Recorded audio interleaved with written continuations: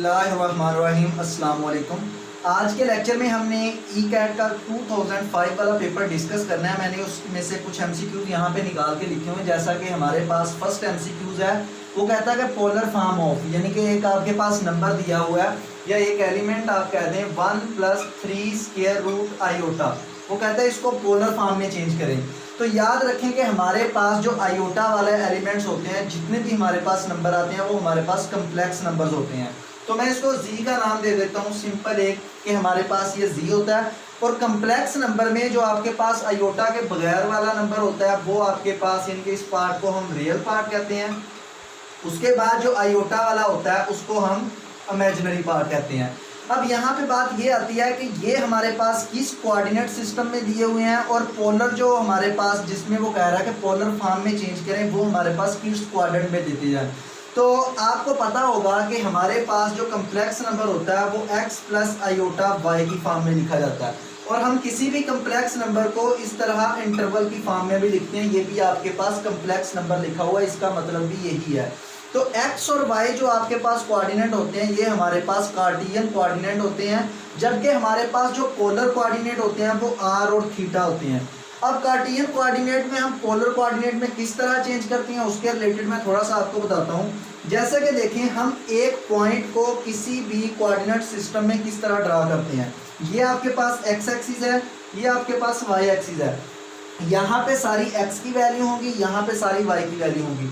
मैं कहता हूँ कि हमारे पास एक पॉइंट है यही वाला x और y, इसको मैंने इस प्लेन में ड्रा करना है, यानी कि इसका ग्राफ बनाना है। ये इस तरह बनेगा। फॉर एग्जांपल मैं कहता हूँ कि हमारे पास x ये है और y एक्सिस पे हमारे पास y ये है। जो दोनों का कॉमन पॉइंट होगा तो वो मैं यहाँ पे बना लेता हूँ। ये हमारे पास दोनों का कॉमन पॉइंट आ गया x और y। ओरिजिन हमारे पास ये आ गया, ओरिजिन से यहाँ तक मैं एक लाइन मिला देता हूँ, जिसको नाम दे देते हैं, ये हमारे पास r है।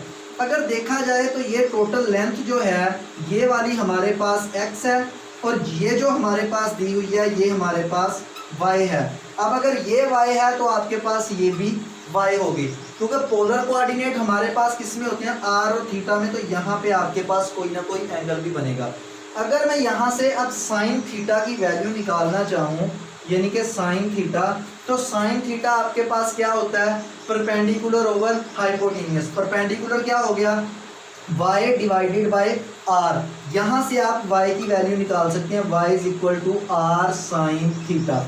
और उसके बाद अगर हम यहाँ से कॉस थीटा देखें, तो कॉस थीटा हमारे पास होता है बेस ओवर हाइपोटेन्यूस। बेस हमारे पास क्या दी हुई है, x, हाइपोटेन्यूस क्या दिया हुआ है, r, x ओवर r, और x की वैल्यू क्या आ जाएगी, r cos थीटा। अब यहाँ पे अगर गौर करें तो हमारे पास जो y था वो r साइन थीटा में चेंज हो गया, और जो x है वो हमारे पास r cos थीटा में चेंज हो गया। तो हम यहाँ से बेसिकली x y से हमने वैल्यू किस में लेके जानी है, r और थीटा में। सबसे पहले देखें, ये हमारे पास इस फॉर्म में दिया हुआ है। अगर हम यहाँ से थीटा की वैल्यू, क्योंकि हमने r और थीटा की दो वैल्यूज फाइंड आउट करनी है और उसको इस शेप में हमने लिख देना है, तो आप इसको इस तरह भी लिख सकते हैं कि x + आयोटा y = x आपके पास क्या होता है, r cos थीटा, और अगर मैं y की बात करूं plus iota r sine theta, जो कि आपने अभी वैल्यू यहाँ पे फाइंड आउट की है। अब हमें इस फॉर्म में लिखने के लिए दो वैल्यूज चाहिए, एक चाहिए r की वैल्यू, एक चाहिए थीटा की वैल्यू। अगर आप देखें, मैं यहाँ पे r बेसिकली आपके पास होता है x² + y² स्क्वायर रूट। ये आपको वैल्यू जुबानी याद होनी चाहिए। किस तरह होता है, इन दोनों का स्क्वायर लेके ऐड कर लें, x² + y²। मैं स्क्वायर लेता हूँ x का, तो आपके पास आ जाएगा r² cos² theta plus y², यानी कि r² sin² थीटा। इन दोनों का स्क्वायर दरमियान में, इनमें से r² कॉमन आ जाएगा, बाकी बचेगा cos² theta plus sin² theta. वो हमें पता है 1 के इक्वल होता है, तो वो हमारे पास यहाँ पे सिंपल 1 आ जाएगा।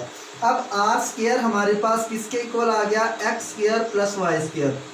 दोनों साइड पे ले लें स्क्वायर रूट, तो r = हमारे पास आ जाएगा x² + y² स्क्वायर रूट, यानी कि ये आपके पास r की वैल्यू आ गई। इसी तरह अगर आप थीटा फाइंड करना चाहते हैं, तो देखिए y ओवर x करें, आपके पास बेसिकली जो थीटा की वैल्यू होती है वो होती है tan inverse y over x। ये आपके पास थीटा की वैल्यू, ये दोनों वैल्यूज आपको जुबानी याद होनी चाहिए। मैं आपको इसलिए बता रहा हूँ, अगर आप भूल भी जाएं तो आप इसे इजीली फाइंड आउट कर सकते हैं। अब इसे यहाँ पे y ओवर x करें तो आपके पास यहाँ पे आ जाएगा r sine theta divided by r cos theta, r के साथ कैंसिल, साइन थीटा और cos थीटा आपके पास होता है tan थीटा, यानी कि tan theta is equal to y over x। यहाँ से हमें थीटा की वैल्यू चाहिए तो tan उधर जाके क्या हो जाएगा, tan इनवर्स आपके पास क्या हो जाएगा y ओवर x। यहाँ से हमें थीटा की वैल्यू मिल जाएगी कि tan inverse y over x, ये आपके पास थीटा की वैल्यू आ गई, ये आपके पास r की वैल्यू आ गई। हमने बेसिकली यहाँ पे पुट करनी है, तो सबसे पहले हम यहाँ पे इसकी वैल्यूज फाइंड आउट करते हैं कि हमारे पास क्या इनके आंसर आते हैं। तो वो मैं यहाँ पे वैल्यू फाइंड करता हूँ। तो सबसे पहले देखें कि हम यहाँ पे निकालते हैं r की वैल्यू। अगर देखें तो इसमें हमारे पास जो x है वो किसके इक्वल है, 1 के इक्वल, और जो हमारे पास y है वो 3 स्क्वायर रूट के इक्वल है। इन दोनों का स्क्वायर लेके यहाँ पे पुट करें और स्क्वायर रूट ले लें। 1 का स्क्वायर आपके पास क्या आ जाएगा 1, और y इसका स्क्वायर रूट के साथ कैंसिल, तो 3 ऊपर स्क्वायर रूट, 4 का स्क्वायर रूट आपके पास कितना आ जाएगा 2, यानी कि r की वैल्यू आपके पास 2 आ गई है। इसके बाद आपने थीटा फाइंड करना है, तो थीटा जो होगा वो होता है आपके पास tan inverse y over x। y आपके पास क्या है 3 स्क्वायर रूट डिवाइडेड बाय 1, और tan इनवर्स 3 स्क्वायर रूट आपके पास किस एंगल के ऊपर आपको 3 स्क्वायर रूट वैल्यू देता है, वो 60 डिग्री के ऊपर वैल्यू देता है। अब आपने के पास ये दोनों वैल्यूज आ गई, आपने यहाँ सिंपल पुट कर देनी है, यानी कि x की जगह पे 1 प्लस 3 स्क्वायर रूट आयोटा, उसके बाद आपके पास r आया 2 cos 60 डिग्री, उसके बाद प्लस 2 आयोटा साइन 60 डिग्री। ये आपके पास पोलर फॉर्म में चेंज हो गया। ये कम्प्लेक्स नंबर था जो कि कार्टियन कोऑर्डिनेट में था, अब आपके पास पोलर कोऑर्डिनेट में चला गया। जस्ट आपको ये दो फार्मूले आने चाहिए, ये वाला और एक ये थीटा वाला, tan इनवर्स वाला। यहाँ सिंपल वैल्यूज पुट करें और आपके पास वो पोलर फॉर्म में चेंज हो जाएगा। अब इसी तरह सेकंड एमसीक्यूज भी उसने दिया है कि मल्टीप्लिकेटिव इनवर्स ऑफ, वो भी एक कम्प्लेक्स नंबर है। मैंने आपको अभी बताया कि हम कम्प्लेक्स नंबर को क्वाड्रेट की फॉर्म में भी लिख सकते हैं, सॉरी क्वाड्रेट की फॉर्म में तो नहीं, कि हमारे पास ये इंटरवल की फॉर्म में भी लिखा जाता है। जैसे उसने दिया a और माइनस b, वो कहता है कि इसको बेसिकली आप इसका मल्टीप्लिकेटिव इनवर्स फाइंड करें। अगर इसको मैं लिखना चाहूँ कम्प्लेक्स नंबर की फॉर्म में, यानी कि आयोटा की फॉर्म में, तो a माइनस बी आयोटा, ये आपके पास ये फॉर्म बनेगी। तो आपके पास इनवर्स फाइंड करने का एक फार्मूला होता है जो कि क्या होता है हमारे पास, यानी कि आप यहीं से अगर देखना चाहें वो आ जाएगा a over a square plus b square. उसके बाद अगर इस फॉर्म में लिखना चाहें तो भी उसको इस तरह लिख सकते हैं, minus b over a square plus b square, यानी कि इस फॉर्म में। अगर आप इसको इसी फॉर्म में, इंटरवल की फॉर्म में वो पूछता है आपके पास उसका इन्वर्स, तो आपके पास इस तरह, अगर इंटरवल की फॉर्म में नहीं तो इस तरह इसको भी आप चेंज कर लें। अब अगर देखा जाए तो a आपके पास a ही है और जो b की वैल्यू है आपके पास वो माइनस b है, तो इसमें पुट कर दें a तो a ही आ जाएगा, और यहाँ पे a स्क्वायर, अब यहाँ पे माइनस b पुट करेंगे तो माइनस का स्क्वायर प्लस हो जाएगा, तो b स्क्वायर ही आ जाएगा।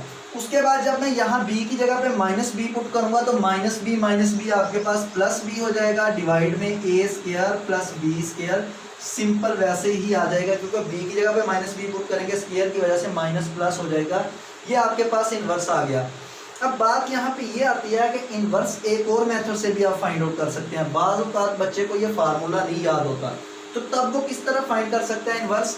तो देखें, उसको आप जो आपके पास गिवन दिया z, उसको आप 1 ओवर z की फॉर्म में लिख लें। इस तरह आपके पास ये वैल्यू दी हुई है तो a माइनस बी आयोटा, इस तरह आप लिख लें डिवाइड में। अब जो नीचे वैल्यू आई है उसके कॉन्जुगेट के साथ ऊपर मल्टीप्लाई भी कर दें और नीचे डिवाइड भी कर दें, यानी कि a प्लस बी आयोटा, इस तरह। यानी कि पहले नंबर पे उसको आप उलट करके लिख लें, बाद में उसके कॉन्जुगेट के साथ उसे मल्टीप्लाई भी ऊपर कर दें, नीचे डिवाइड भी कर दें। अब देखें तो a प्लस बी आयोटा वैसे ही आ जाएगा, और नीचे a minus b, a plus b, यानी कि a का स्क्वायर माइनस बी आयोटा का होल स्क्वायर, इस तरह आ जाएगा। इसको अगर मैं लिखना चाहूँ तो a plus b iota divided by a square. अब अगर देखें तो b का स्क्वायर तो हमारे पास सिंपल वैसे ही आ जाएगा। आयोटा का स्क्वायर किसके इक्वल होता है, -1 के, तो माइनस माइनस आपके पास क्या हो जाएगा, प्लस आ जाएगा, यानी कि a plus b iota divided by a square plus b square. अब आप रियल पार्ट अलग कर दें, इमेजिनरी पार्ट अलग कर दें। रियल आ जाएगा a over a square plus B square, उसके बाद आपके पास इमेजिनरी पार्ट आ जाएगा b over a square plus B square, यहाँ पे 7 आयोटा। यानी कि जो आपने इन्वर्स फाइंड किया ये वही दिया हुआ है, ये आपने फार्मूले की मदद से फाइंड किया है, ये आपने सिंपल उसे मल्टीप्लाई किया। आप दोनों तरीके से कर सकते हैं, आपके पास इजीली इन्वर्स फाइंड हो जाएगा। उसके बाद बात आती है कि थर्ड नंबर पे वो कहता है कि द इन्वर्स ऑफ, ये उसने एक मैट्रिक्स दिया 2 क्रॉस 2 का, वो कहता है कि आप इसका इन्वर्स फाइंड करें। तो सबसे पहले याद रखना कि इन्वर्स हम उस मैट्रिक्स का फाइंड कर सकते हैं जो हमारे पास स्क्वायर मैट्रिक्स होता है। अब हमारे पास स्क्वायर मैट्रिक्स कौन सा होता है, जिसमें नंबर ऑफ रोज और नंबर ऑफ कॉलम्स इक्वल होते हैं, वो हमारे पास स्क्वायर मैट्रिक्स होता है।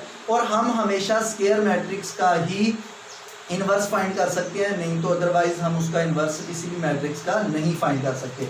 अब उसने मैट्रिक्स दिया है, मैं इसको ए का नाम दे देता हूँ 3 -1 2 1।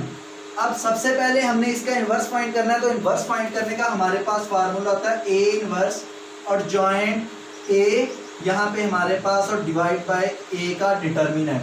अब सबसे पहले बात ये आती है कि अर्जॉइंट ए हम किस तरह लेते हैं। अर्जॉइंट लेने का तरीकाकार ये होता है कि आपके पास ये जो उसका मेन डायगोनल होता है, आपने क्या करना है उसमें उनकी आपने जगह चेंज कर देनी है, यानी कि प्लेस चेंज कर देनी है। किस तरह, अर्जॉइंट ए यहाँ पे अगर मैं लिखता हूँ तो आपके पास जो मेन डायगोनल होता है किसी भी मैट्रिक्स का, ये वाला आपने 1 ऊपर ले जाना है, 3 यहाँ पे ले आना है, और जो आपके पास ये वाला डायगोनल होता है आपने इसके साइन चेंज कर देनी है। 1 के साथ माइनस है, ये प्लस कर देना है, 2 के साथ आपके पास प्लस है, ये आपने माइनस कर देना है, ये आपके पास अर्जॉइंट आ गया।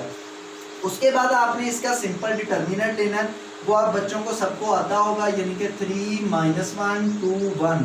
इसका डिटर्मिनेंट कैसे होता है, 3 को 1 के साथ मल्टीप्लाई करेंगे तो आपके पास क्या आ जाएगा 3, उसके बाद 2 को -1 के साथ तो -2, लेकिन दरमियान में माइनस आता होता है जब हम इन एलिमेंट्स को मल्टीप्लाई करते हैं, तो वो +2 हो जाएगा। यहाँ पे आपके पास क्या आ जाएगा 5 आ जाएगा। तो आपके पास बेसिकली ये डिटर्मिनेंट आ गया और ये आपके पास अर्जॉइंट। यहाँ पे दोनों वैल्यूज पुट कर दें और जो आपके पास डिटर्मिनेंट आया उसे आप अंदर मल्टीप्लाई कर दें। जैसा कि देखें ए इनवर्स आपके पास आ गया जी, अर्जॉइंट की वैल्यू आ गई।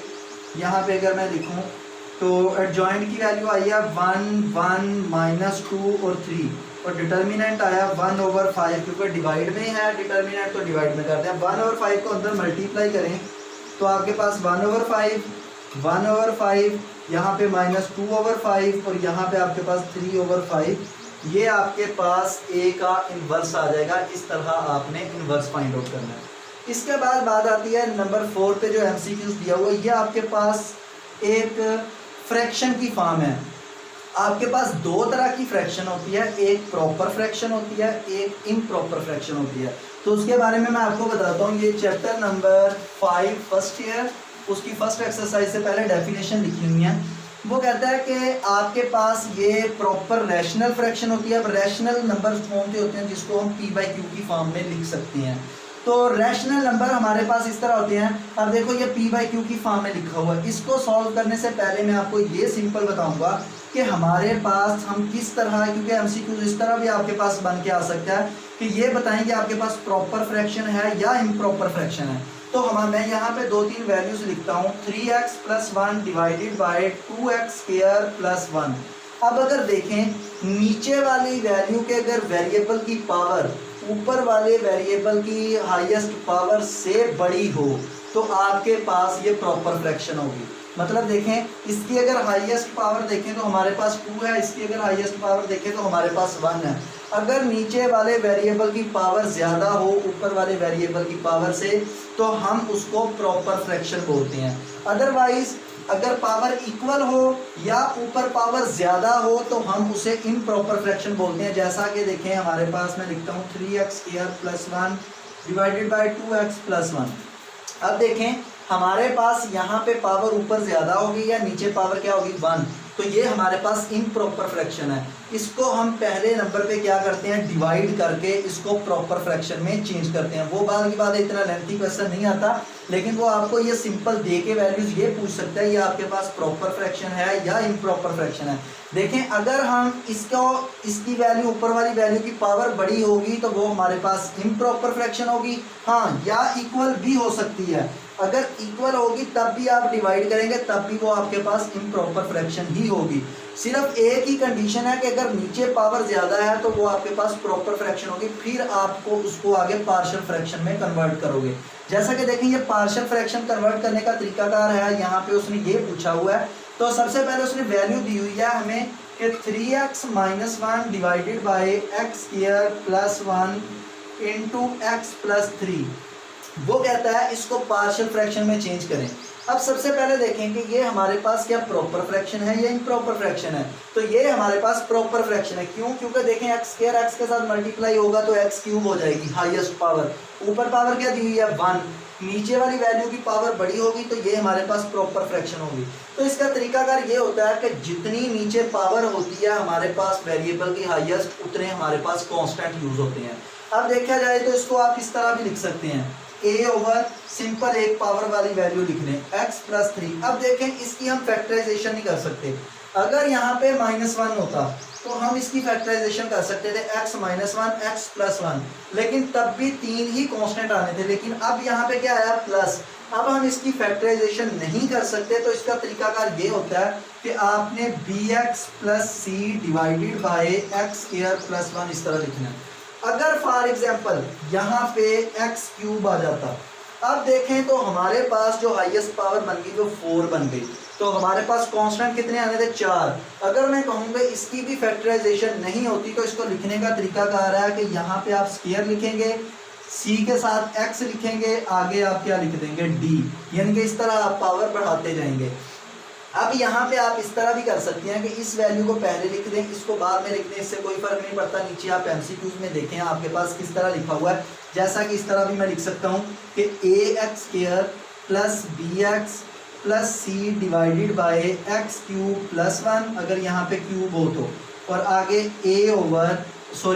आगे आपके पास d ओवर x प्लस 3। इसको आप लास्ट में भी लिख सकते हैं, तब आपकी अपनी मर्जी है, इसे पहले लिख लें, इसे बाद में लिख लें।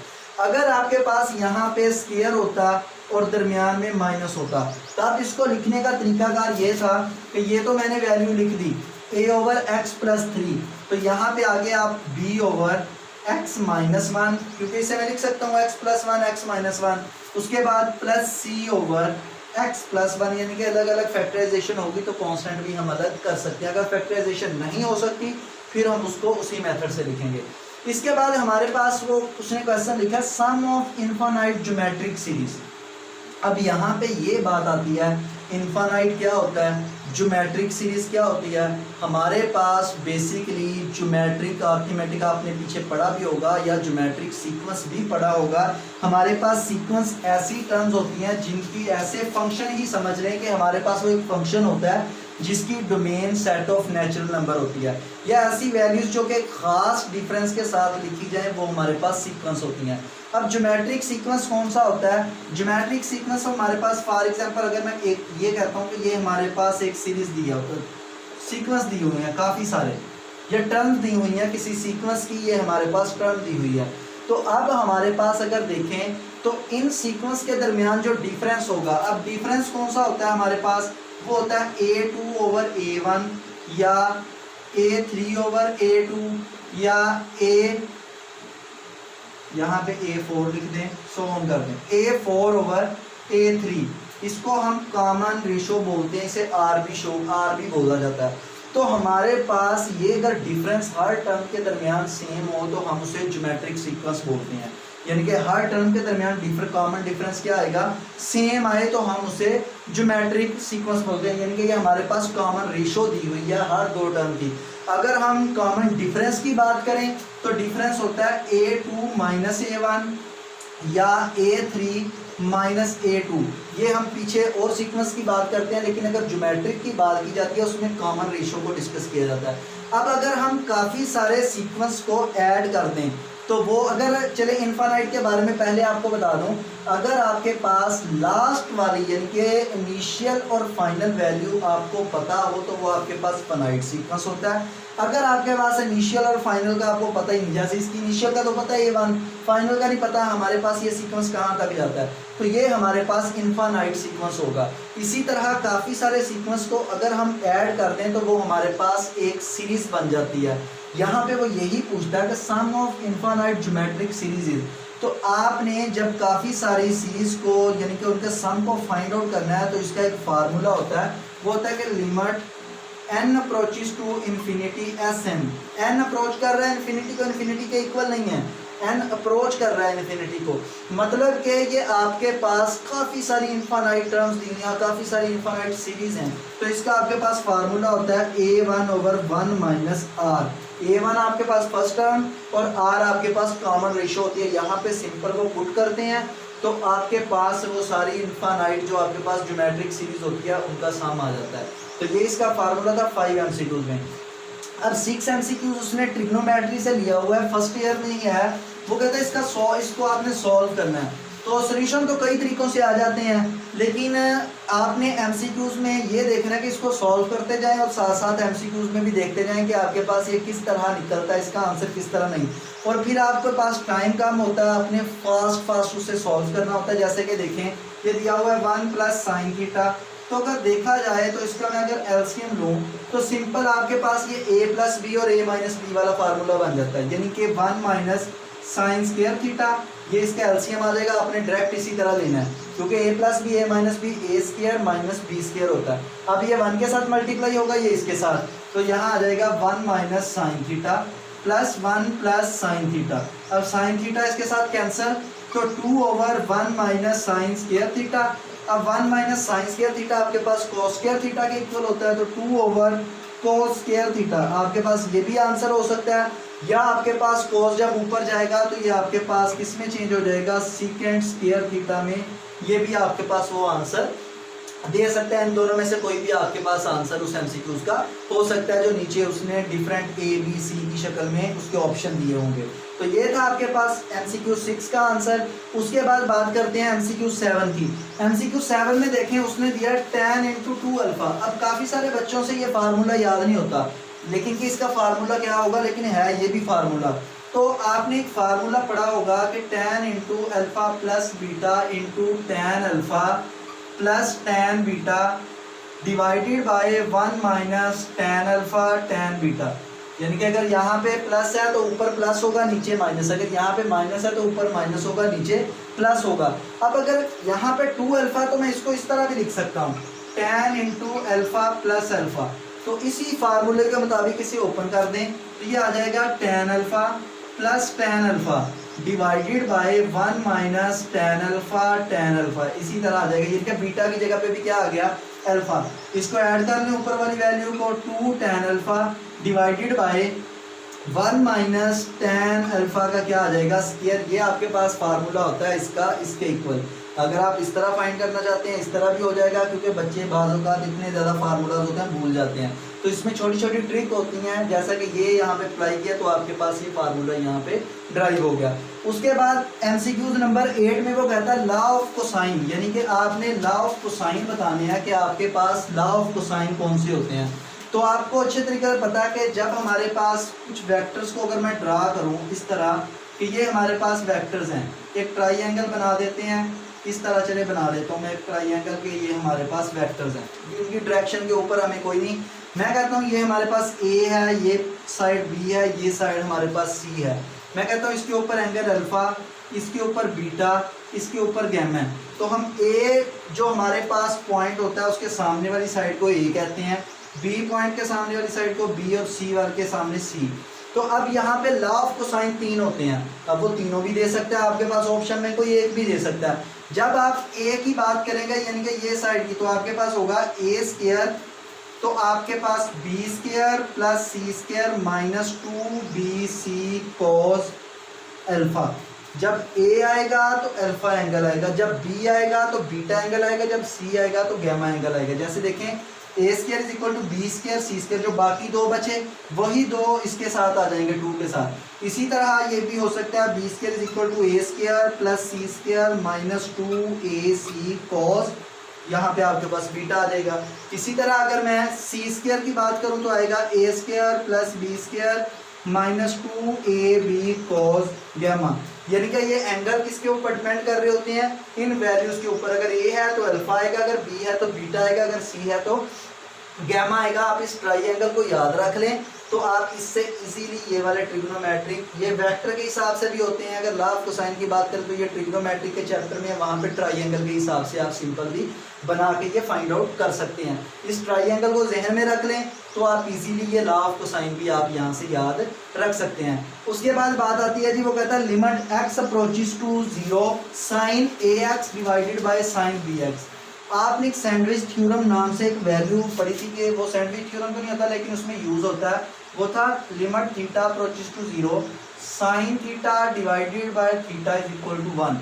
ये आपके पास वैल्यू थी। अब हम अगर इसमें डायरेक्ट एक्स को 0 पुट करते हैं तो ये अनडिफाइन हो जाएगा, यानी कि 0/0 फॉर्म बन जाएगी। तो इसको हम इसकी मदद से सॉल्व करते हैं। वो कहता है limit x approaches to 0 sine a x divided by sine b x.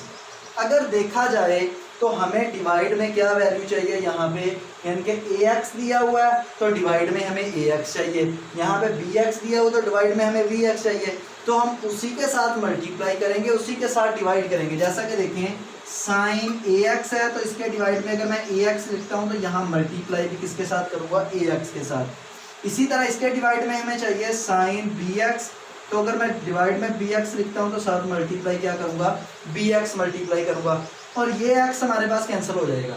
तो लिमिट हमारे पास क्या थी, लिमिट का एक कंसेप्ट होता है जब डिवाइड में वैल्यू हो तो ऊपर वाले के साथ अलग अप्लाई हो जाती है, नीचे वाले के साथ अलग। इस तरह limit x approaches to 0, limit x approaches to 0। अब अक्सर बच्चों का ये क्वेश्चन होता है कि यहाँ पे थीटा अप्रोच कर रहा है 0 को, यहाँ पे थीटा था, यहाँ पे थीटा तब 1 आया, लेकिन यहाँ पे तो ए एक्स है लेकिन लिमिट सिर्फ एक्स अप्रोच कर रही है 0 को, ए साथ क्यों नहीं है। तो यहाँ पे बेटा याद रखना ए भी साथ आएगा, आप ए साथ लगाएंगे तब जाके कंसेप्ट क्लियर होता है। देखें एक चीज़ जब 0 को अप्रोच कर रही है, एक्स 0 को अप्रोच कर रहा है तो आप उसके साथ कोई भी वैल्यू मल्टीप्लाई करें वो भी 0 को ही अप्रोच करेगी, उससे आंसर के ऊपर कोई फर्क नहीं पड़ता। अगर मैं साथ ए भी कर दूं तो इससे भी कोई फर्क नहीं पड़ेगा। अब आपके पास ये किसके इक्वल आ जाएगा, 1 के इक्वल, ये किसके इक्वल आ जाएगा, 1 के इक्वल, यानी कि ये भी 1 के इक्वल, तो ऊपर ए बच जाएगा और डिवाइड में आपके पास बी बच जाएगा। ये आपके पास इसका आंसर आ जाएगा A/B, MCQ नंबर 9 का। उसके बाद बात करते हैं, हमारे पास MCQ नंबर 10 है। ये तो इंटीग्रेशन है, आप बच्चों ने ये की होगी और आती भी होगी। इंटीग्रेशन बाई पार्ट्स का हमारे पास फार्मूला होता है कि अगर हमारे पास कोई दो फंक्शन आ जाएं, f(x) और g(x), ये हमारे पास इस तरह आ जाए तो इसका तरीकाकार होता है दो फंक्शन का कि फर्स्ट फंक्शन हमारे पास as it is, second function की हमने इंटीग्रेशन लेनी है g(x) dx, उसके बाद माइनस फर्स्ट फंक्शन का क्या लेना है, डेरिवेटिव, तो f'(x), उसके बाद ये वैसे की वैसे यहाँ पे लिख देनी है g(x) dx, यानी कि उसको इंटीग्रेशन में जो यहाँ पे आंसर होगा वही यहाँ पे पुट कर देना है। अब हमारे पास यहाँ पे दो फंक्शन है x और cos x। अगर मैं इसको इंटीग्रेट करूँ तो dx, तो देखें हमने अब यहाँ पे फर्स्ट वैल्यू किस तरह चूज करनी है। अब देखा जाए तो फर्स्ट फंक्शन का हम डेरिवेटिव लेते हैं और इंटीग्रेशन बाई पार्ट्स का मकसद ये होता है कि वो दो फंक्शन को एक फंक्शन में चेंज कर देते हैं, क्योंकि दो फंक्शन की इंटीग्रेशन लेना मुश्किल होता है, एक फंक्शन को हम इंटीग्रेट इजीली कर सकते हैं। तो अब हमने कुछ इस तरह का यहाँ पे वैल्यू चूज करनी है कि हम फर्स्ट उसको रखेंगे जो खत्म हो जाए, क्योंकि डेरिवेटिव लेने से वैल्यू कम होती जाती है। तो अब हम यहाँ पे देखें तो cos x का अगर मैं फर्स्ट वैल्यू रखता हूँ तो cos x का डेरिवेटिव लेंगे जी, वो आपके पास माइनस साइन आ जाएगा। तो इसी तरह वो वैल्यू बढ़ती जाएगी। तो मैं x को अगर फर्स्ट रखता हूँ तो x का डेरिवेटिव आपके पास 1 बन जाता है। तो x को हम फर्स्ट रखेंगे, x एज इट इज, और cos x की हमारे पास इंटीग्रेशन होती है sin x, उसके बाद माइनस x का डेरिवेटिव 1 और sin x हमारे पास एज इट इज वैसे ही आ जाएगा। अब इसको लिखें तो x sin x, उसके बाद sin x की इंटीग्रेशन होती है माइनस cos x, तो minus minus plus cos x plus c, ये आपके पास इस वैल्यू का आंसर आ जाएगा। बाकी इंशाल्लाह मैं अपने नेक्स्ट लेक्चर में आपको ये बताऊंगा कि आपने इन वैल्यूज़ को, फंक्शंस को किस तरह चूज़ करना है, कि उसका क्या मेथड होता है, आपको कैसे पता चलेगा कि आपने कौन सी वैल्यू को फर्स्ट रखना है। ये तो एक मैंने आपको बताया, बाकी कभी बताऊंगा कि जब हमारे पास लॉग वाले फंक्शन आ जाते हैं, एक्सपोनेंशियल फंक्शन आ जाते हैं, दोनों ट्रिग्नोमेट्रिक फंक्शन आ जाते हैं, तो तब हमने उसको किस तरह लिखना है।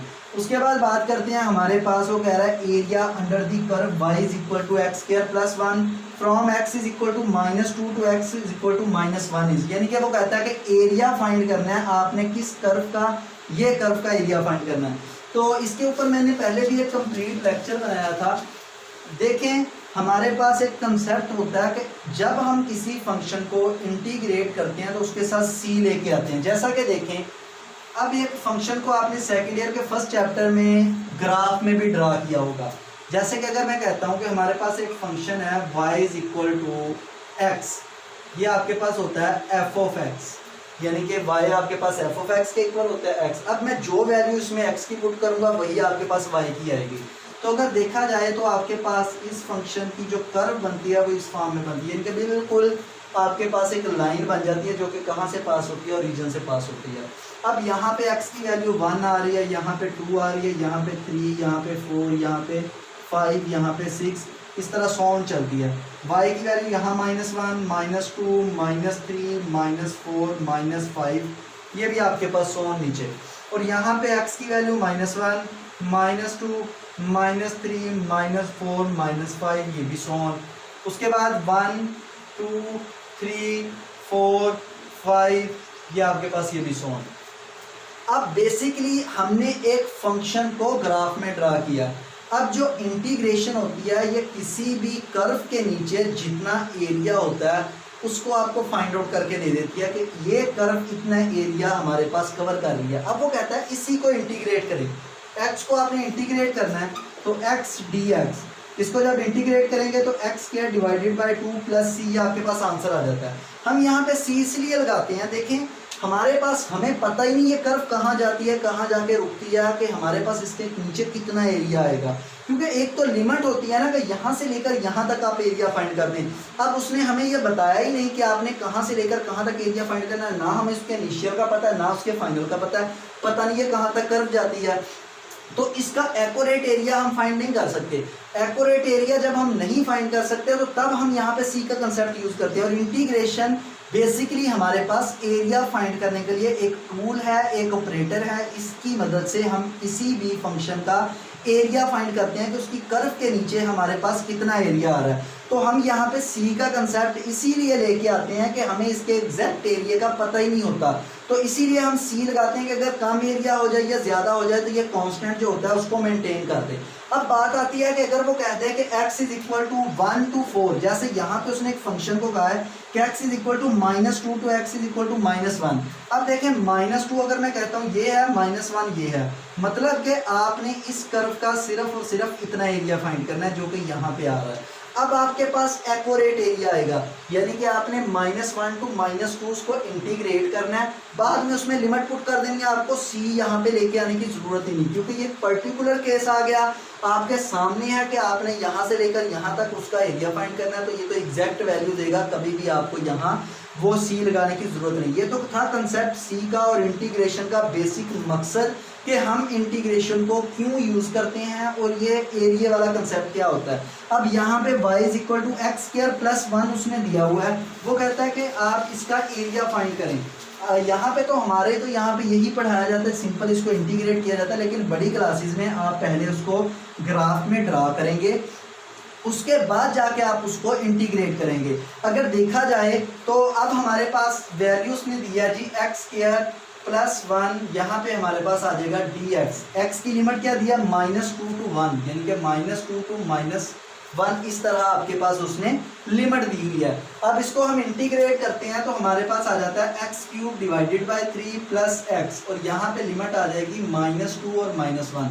ऊपर वाली लिमिट वैसे ही पुट कर देते हैं, -1 का क्यूब डिवाइडेड बाय 3 प्लस -1।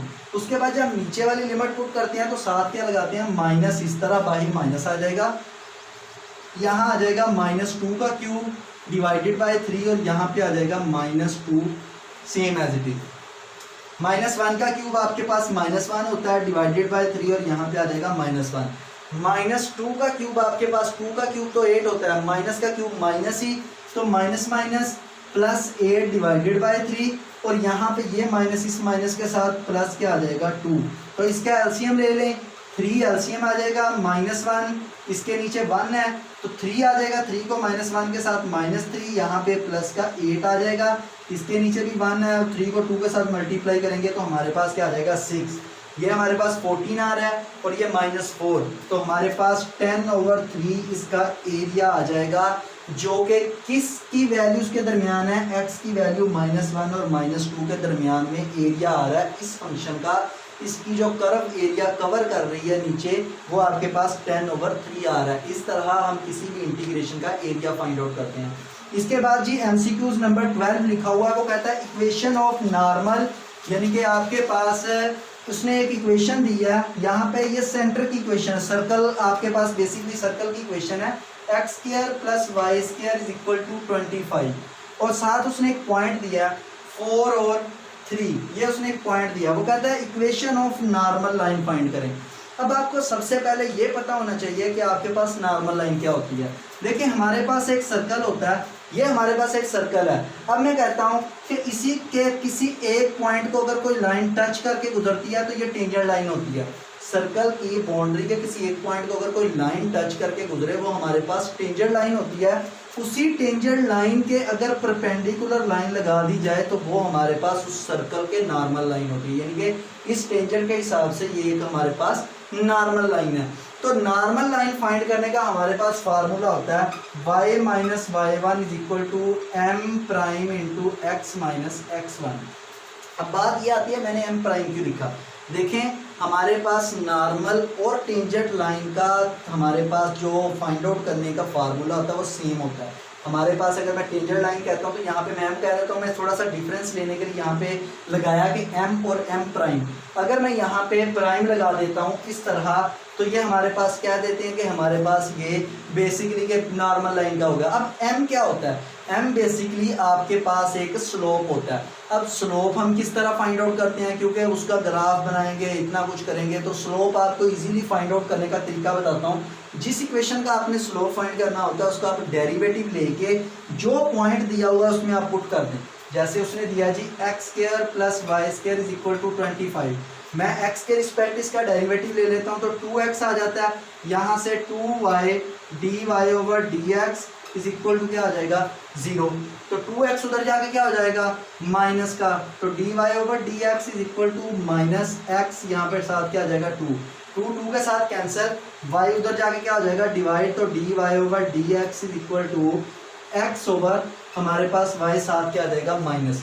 अब इस डेरिवेटिव में आप ये पॉइंट पुट कर दें जो दिया हुआ है। फर्स्ट आपके पास वैल्यू होती है x, ये आपके पास क्या होगी y, तो इसमें आप जब पुट करेंगे तो dy/dx आप यहाँ पे बता दें 4 और 3, तो आपके पास -4/3, ये आपके पास क्या आ गया स्लोप आ गया किसका, इस टेंजेंट लाइन जो आपके पास सॉरी ये लाइन दी हुई है इसका आपके पास एक स्लोप आ गया।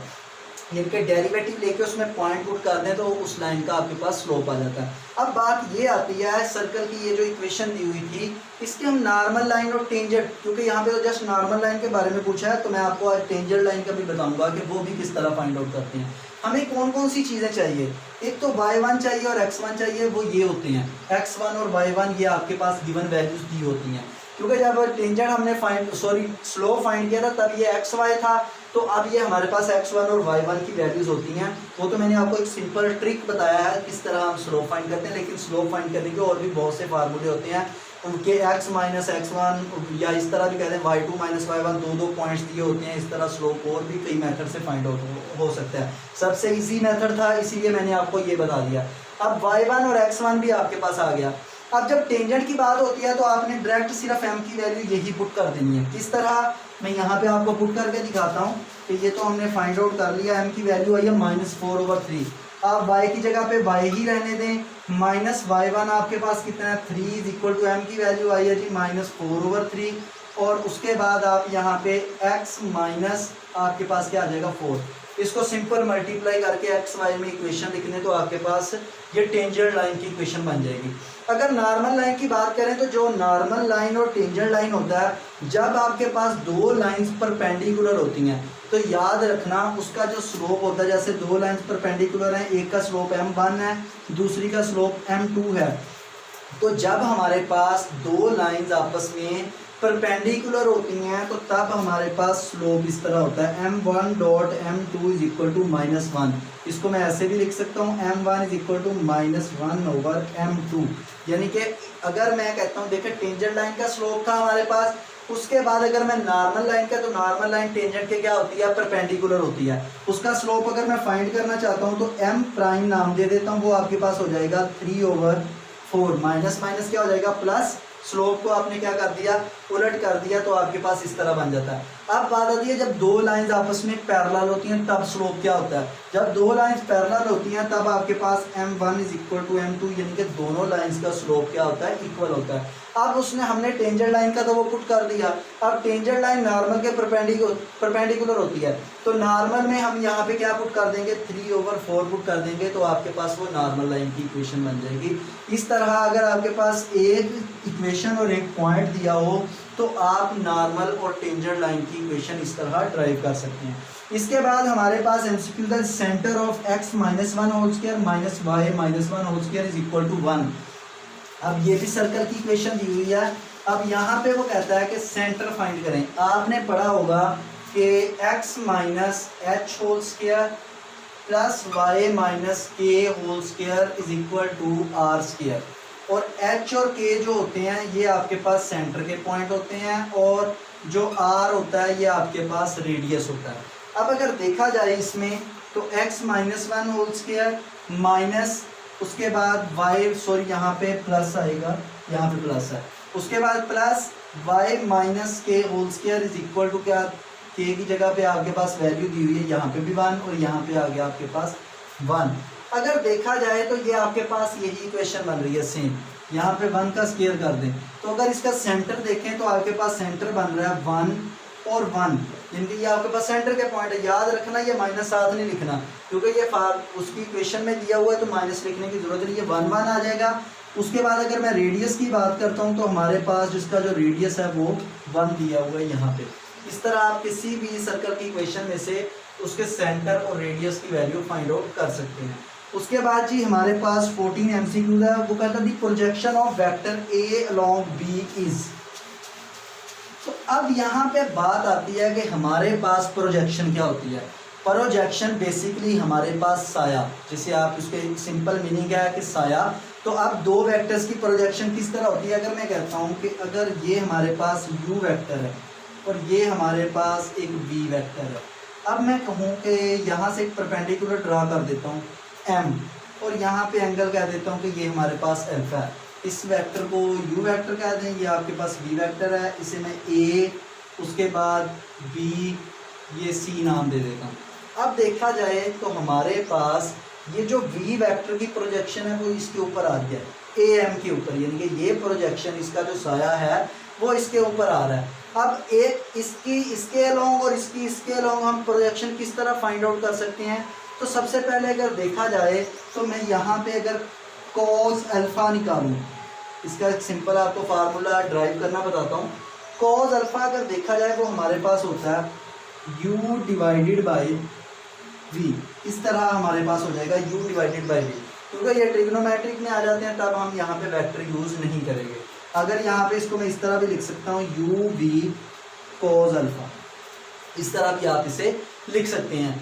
अब हमें यहाँ पे कॉस अल्फ़ा की वैल्यू चाहिए। आपने पढ़ा होगा कि जब हम दो वेक्टर्स का डॉट प्रोडक्ट लेते हैं तो वो हमारे पास होता है u v। ये आपके पास स्केलर वैल्यूज लिखी हैं, ये वेक्टर लिखी हुई हैं। जब लाइन के बगैर लिखेंगे तो वो आपके पास स्केलर हो जाएंगी, u v कॉस अल्फ़ा आ जाएगा।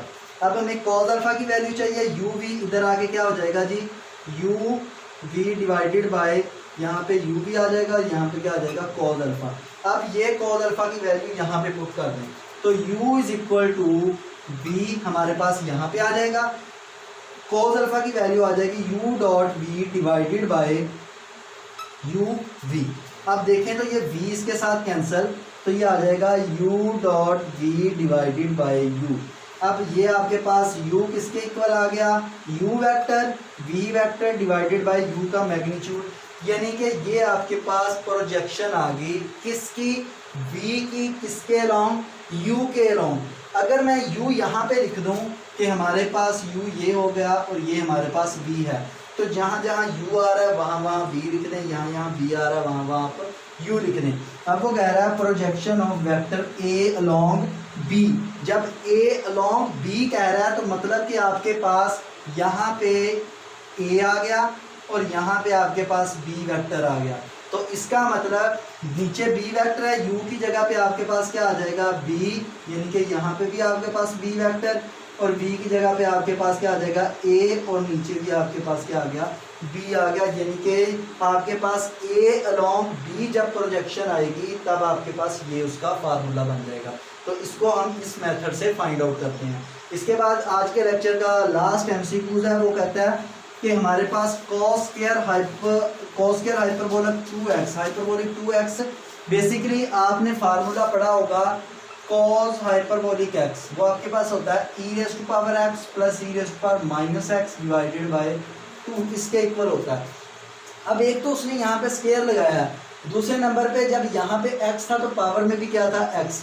अब यहाँ पे उसने क्या लिखा है 2 लिखा हुआ है, यानी कि cos स्क्वायर हाइपरबोलिक 2x, मतलब कि e की पावर में क्या आएगा 2x आएगा, प्लस e की पावर में यहाँ पे माइनस 2x डिवाइडेड बाय 2, और जब उसने स्क्वायर लगाया तो यहाँ पे भी आप क्या लगा देंगे स्क्वायर। अब इसका स्क्वायर ओपन कर लें, e raise to power 4x plus e raise to power minus 4x, उसके बाद आपके पास आ जाएगा plus 2 e raise to power x e raise to power minus 2x, यानी कि यहाँ पे भी 2, और डिवाइडेड बाय आपके पास क्या आ जाएगा 4। अगर देखा जाए तो ये दोनों आपस में कैंसिल हो जाएंगे, तो ये आपके पास आ जाएगा e raise to power 4x plus e raise to power minus 4x plus 2 divided by 4, ये आपके पास इसका आंसर आ जाएगा। ये था आज का लेक्चर, उम्मीद है कि आप सब बच्चों को समझ आई होगी। इंशाल्लाह नेक्स्ट लेक्चर में जो इसके और एमसीक्यूज रहते हैं 15, उनको डिस्कस करेंगे। इस तरह हम डिफरेंट ईयर्स के पेपर को step by step daily base पे इसके लेक्चर बनाया करेंगे और उनको डिस्कस किया करेंगे, और जब आपके पेपर कंप्लीट हो जाएंगे तो उसके बाद फिर मैं आपको टॉपिक वाइज तैयारी शुरू करवाऊँगा। तो इंशाल्लाह नेक्स्ट लेक्चर में बाकी एमसीक्यू करेंगे, तब तक के लिए अल्लाह हाफ़िज़।